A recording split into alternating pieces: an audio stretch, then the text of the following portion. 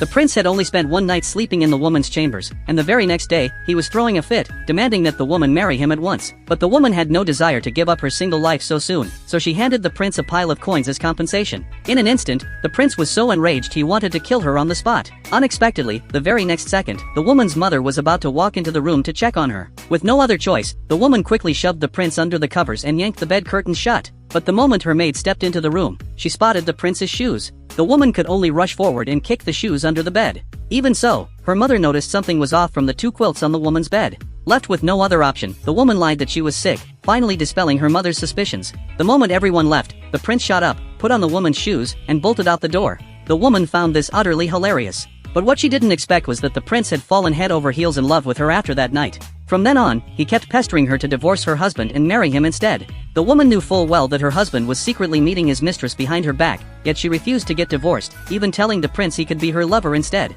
This sent the prince flying into a towering rage in an instant. Little did he know, the woman refused to get divorced because she was on a secret undercover mission. It turned out the woman was a top-tier secret agent from the 21st century. While on a mission, she was betrayed by her teammate and perished in a sea of flames. But when she opened her eyes again, she found she'd time-traveled into the world of a novel, trapped as the supporting female character who'd just had her engagement broken off. Just as the woman was at a loss, a system suddenly appeared, telling her she could be resurrected in the real world if she fully acted out the novel's plot. Her first required plot point was to be humiliated by the male lead at their wedding.